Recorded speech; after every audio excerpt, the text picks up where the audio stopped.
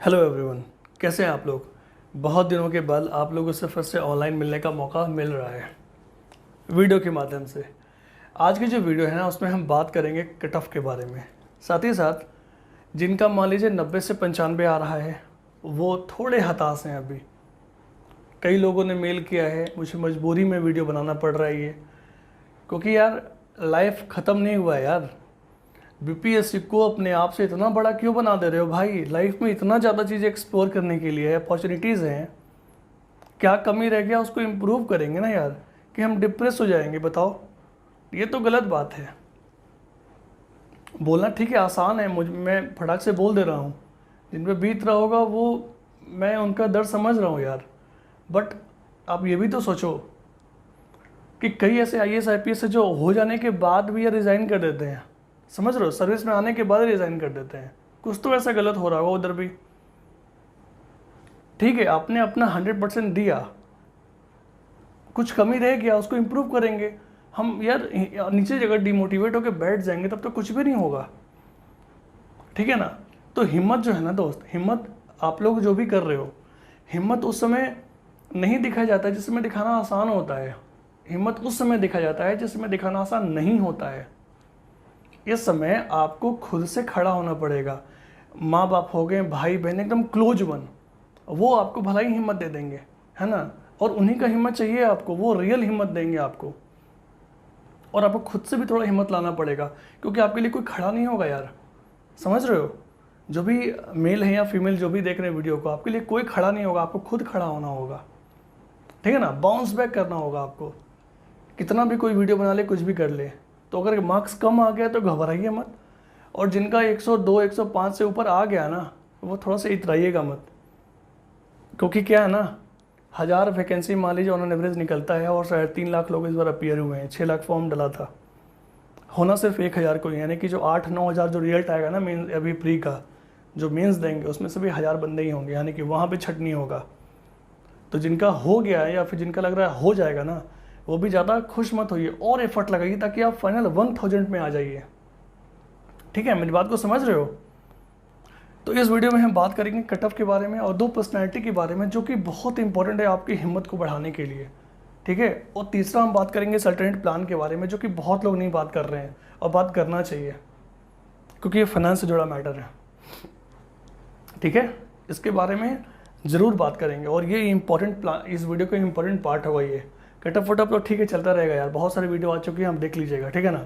अभी तो आंसर की भी आ गया आयोग का, तो जो वो आ गया है आंसर की, तो बहुत सारे यूट्यूबर अब करेक्ट कर रहे हैं अपने आंसर को। ठीक है, तो वो भी देख लीजिए, मैंने टेलीग्राम पर डाल दिया, आप वो भी देख लीजिएगा। थोड़ा सा हम बात करते हैं इंस्पायरिंग स्टोरी के बारे में। ठीक है ना। देखिए, एक हमारे कलाम सर हैं और दूसरा हमारे जैकमा हैं। इनको बनना था पायलट, नहीं बन पाए। मान लीजिए अगर इनको पायलट, अगर ये पायलट बन गए होते तो क्या हमारे देश को इतना बड़ा साइंटिस्ट मिल पाता, या कभी भी वो न्यूक्लियर प्रोग्राम में कभी भी इंडिया के लिए इतना कर पाते? नहीं कर पाते ना। सोच के देखिए, अगर आपने प्रोसेस में 100% दे दिया है, अपना एफर्ट दे दिया है, फॉरगेट अबाउट द रिजल्ट। आप अपना मैक्सिमम दे सकते थे, वो दे दिए। ठीक है ना। फल की चिंता मत कीजिए, कर्म कर दिए हो, प्रोसेस को आपने फॉलो किया। हाँ, एफर्ट में कुछ कमी रह गया है तो कमी, आप अपना एफर्ट लगा दीजिए फिर।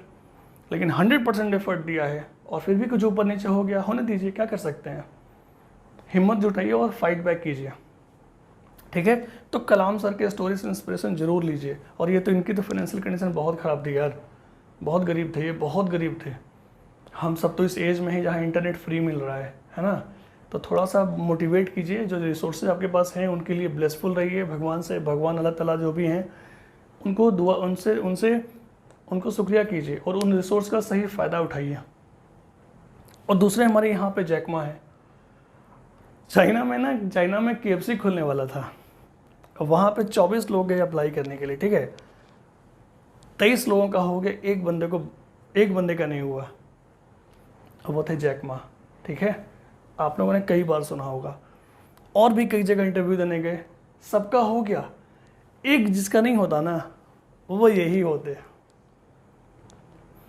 अब सोचिए कि अगर ये हार मान के बैठ जाते कि यार वो नौकरी अगर मिल जाए ना तो हम आग लगा देंगे, और यार ये नौकरी हमको मिला नहीं यार, कैसे क्या होगा, अब तो हम कुछ कर नहीं पाएंगे।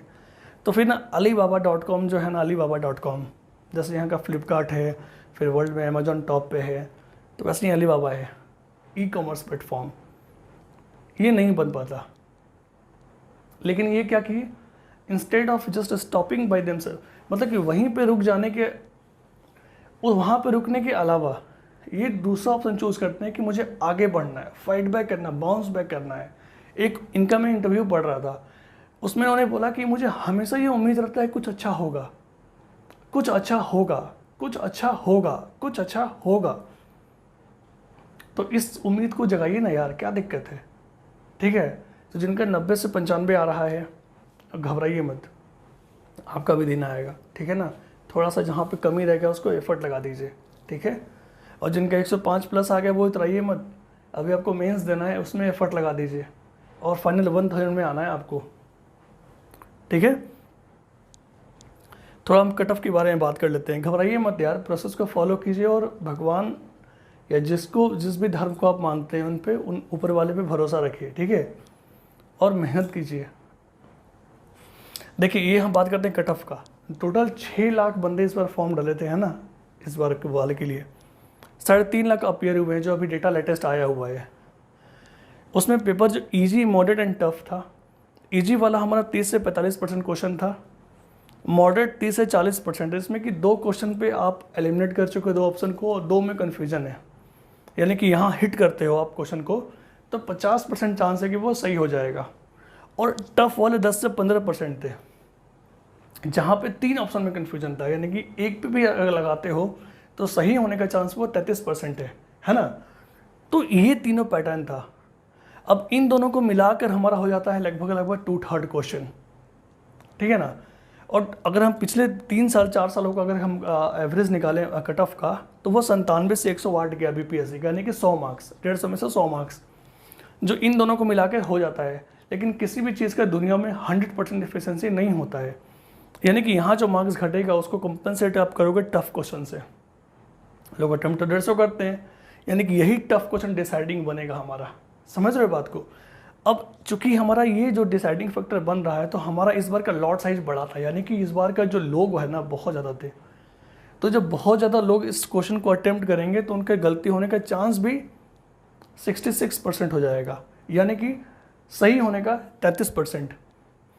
इस केस में इसीलिए हम कह रहे हैं कि अगर थोड़ा सा भी ऊपर नीचे हुआ 2-3 मार्क्स, तो हमारा यही जो एवरेज है ना, जो कट ऑफ है वो 100 से 2-3 नंबर ऊपर नीचे जाएगा, यानी कि +-100 से +-2, यानी कि 102 से लेकर 98 से 102 के बीच में जाने का इसमें प्रोबेबिलिटी बहुत ज़्यादा है।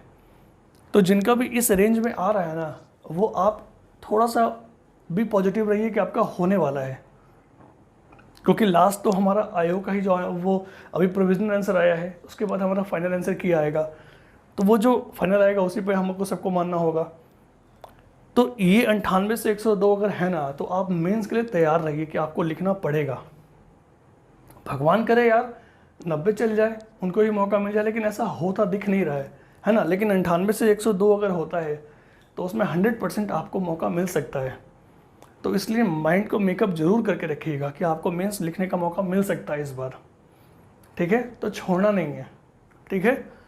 और जिनका मान लीजिए इससे कम आ गया ना, वो घबराइए मत। कलाम सर और जैक मा दोनों को दिल में रखिए और प्रोसेस को फॉलो कीजिए। कुछ कमी रह गया है उसको पूरा कीजिए, जनवरी में 68 हो जाएगा, तो उसके लिए हिम्मत बांध के आगे बढ़ जाइए, ठीक है। इसके बाद अगर हम बात करें तो मेन इंपॉर्टेंट चीज़, ये अल्टरनेटिव प्लान क्या है, थोड़ा सा देखिएगा। मैं बस एक 5 साल का ओवरव्यू दे रहा हूँ क्या है, ठीक है ना। मान लीजिए हर साल 1,000 रुपये कैसे निकलता है, नहीं निकलता है पता है, लेकिन मान लीजिए निकलता है। और हर साल 3 से 3.5 लाख लोग फॉर्म डालते हैं और 2.5 लाख लोग अपीयर करते हैं, ऑन एन एवरेज करते हैं। होना कितना 1000 का ही है, तो 2.5 लाख में से 1000 निकाल दो, साइज़ पे कोई फ़र्क पड़ेगा नहीं, यानी कि फिर से यही 2.5 लाख हमारा अगले साल फॉर्म डालेगा। होगा क्या, इसमें से कुछ लोग बाहर निकल जाएंगे और फिर जो हमारा नया ग्रेजुएट है ना, जो कॉलेज पास करके निकलेंगे या अपीयरिंग होंगे, वो भी डालेंगे फॉर्म, तो उनकी संख्या 50,000 से 1 लाख। यानी कि इन 2-2.5 लाख में से 50,000 के आसपास तो वो हो गए, यानी कि 1.5-2 लाख रिपीटर फिर से बन गए, यानी कि जो पिछले साल दिए थे। अब ये साइकिल चलता है हमारा, 5 साल में हमारा 5,000 वैकेंसी निकला ना, लेकिन बंदे कितने बार दिए? 15 लाख लगभग 15 लाख हो गए रिपीटर सब लेके। तो मानते हैं कि कुछ प्रोसेस से बाहर भी गए, कुछ गिव अप कर दिए, सब कुछ ले देखे कि 5 साल में हमारा 6 लाख तो ऐसे बंदे होंगे जो रिपीटर होंगे, जो कुछ ना कुछ दे ही रहे होंगे। अब सोचिए 5 लाख आपके 5 साल जो है 5 साल वो आपके लाइफ के बहुत ही इंपॉर्टेंट जो चले गए, यूथफुलनेस टाइम चला गया। आप उस समय कुछ अच्छा स्किल करके कमा सकते थे। मैं डिमोटिवेट नहीं कर रहा हूँ, याद रखिएगा, मैं और ना ही ये बोल रहा हूँ गिव अप करने के लिए। मैं सिर्फ और सिर्फ ये बोल रहा हूँ कि जो रिपीटर सेक्शन में आ गए हैं ना, जो एक विशियस साइकिल में फंस गए हैं, उनके लिए बता रहा हूँ कि आप उस डिपेंडेंट पॉपुलेशन से बाहर निकलिए। माँ बाप से पैसा लेना बंद कीजिए, कुछ अल्टरनेटिव आप स्किल सीखिए, तैयारी कर रहे हैं कीजिए और 100% निकालिए, लेकिन साथ ही साथ कुछ ऐसा स्किल लीजिए कि खुदा न खास्ता आपका नहीं हुआ, अनसर्टेनिटी बहुत ज़्यादा एग्जाम में नहीं हुआ, तो उस केस में आप किसी पे डिपेंडेंट नहीं होंगे या अंडर एम्प्लॉयड नहीं होंगे। पैसा तो कमाओगे यार, हर जो आया वो कमाएगा ही कमाएगा, लेकिन आप अंडर एम्प्लॉयड नहीं रहोगे। अनएम्प्लॉयमेंट तो बहुत ख़राब चीज़ है, अंडर एम्प्लॉयमेंट भी ख़राब है, लेकिन उतना ख़राब नहीं है, लेकिन ये भी ख़राब है ना। तो आप अंडर एम्प्लॉयमेंट एंड अनएम्प्लॉयमेंट से बच जाओगे। करना ये है कि कुछ ऐसा स्किल सीख लो, या पार्ट टाइम से एजुकेशन कहीं आप पढ़ रहे हो ना, कहीं पढ़ाना शुरू कर दो, वही से यही सबसे जुड़ा हुआ चीज़, ताकि एटलीस्ट आप घर से पैसा नहीं ले रहे हो यार, माँ बाप पे बोझ नहीं बन रहे हो, उनको फाइनेंशियल प्रॉब्लम नहीं दे रहे हो, ऑलरेडी वो बहुत कुछ कर चुके हैं आपके लिए, है ना। तो उनके लिए आप कम से कम इतना तो करो कि फाइनेंशियली इंडिपेंडेंट हो जाओ, पार्ट टाइम को स्किल सीखो, या किसी को पढ़ा दो, या कुछ ऐसा करो, ताकि जिस समय आपको रिस्पॉन्सिबिलिटी का एहसास हो जाएगा ना कि अर्निंग का कैसे कहाँ से अर्न आता है, आपको एक्स्ट्रा एफर्ट लगाना पड़ रहा है, नींद कम करना पड़ेगा यार, ऑब्वियस बात है, आपको नींद तो कम करना ही पड़ेगा। पढ़ा भी रहे हो, कमा भी रहे हो, सब कुछ कर रहे हो, या जो भी कुछ कर रहे हो, यानी कि एक्स्ट्रा आपका एफर्ट थोड़ा सा एक्स्ट्रा होगा बाकी नॉर्मल पर्सन से, लेकिन यकीन रखिए आप उनसे 2 कदम आगे होंगे, ठीक है ना।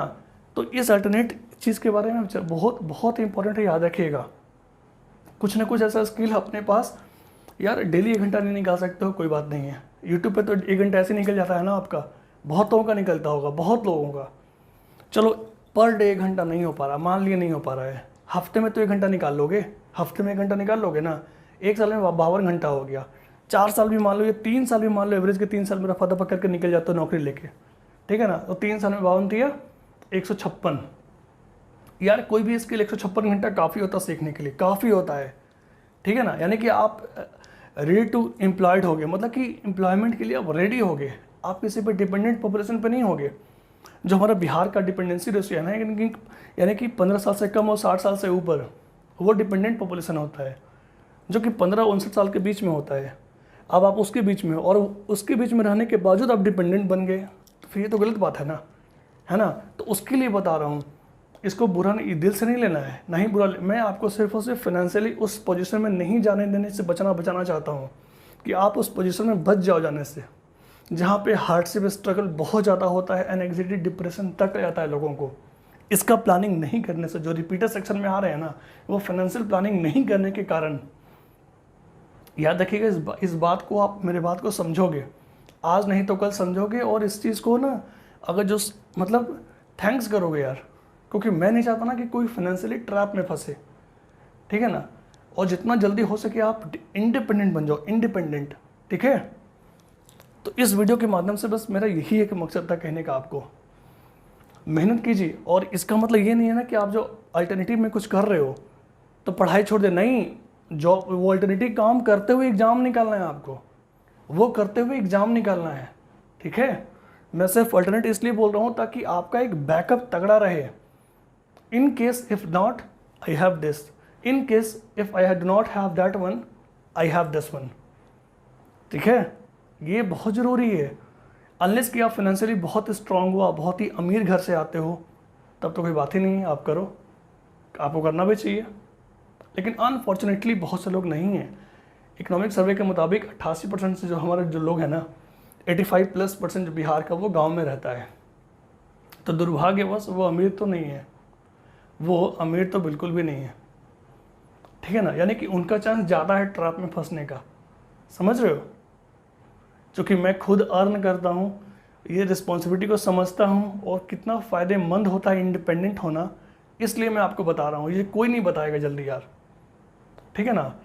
तो इस वीडियो को मैं क्या बोलूँ आपको, एक सजेशन ले लो, बड़ा भाई, छोटा भाई, अपना भाई, भैया, जो बोलो, मैं उस लिहाज से बता रहा हूँ आपको, ठीक है। अपना एक स्किल मेंटेन रखो, एक स्किल सीख लो यार, और तैयारी करते रहो ना, 1 घंटा नहीं दे सकते हो क्या, ठीक है। और जिनका भी, चलो बहुत ज़्यादा बातें हो गई, जिनका भी अगर 105 प्लस आ रहा है मेंस में लग जाइए, बेधड़क लग जाइए। जिनका थोड़ा सा डाइसी है ना, वो भी थोड़ा थोड़ा देखते रहिए, ठीक है ना। और जिनका नहीं हुआ है, या फिर जिनको लगता है कि यार 95 तो नहीं ही जाए कट ऑफ, तो उस केस में डिमोटिवेट मत होइए, ठीक है। कलाम सर और जैक मा को आप याद रखिए, प्रोसेस को फॉलो कीजिए, बाकी ऊपर वाले पे छोड़ दीजिए, ठीक है। तब तक के लिए शुक्रिया, और मेंस में आग लगा दीजिए। Thank you very much.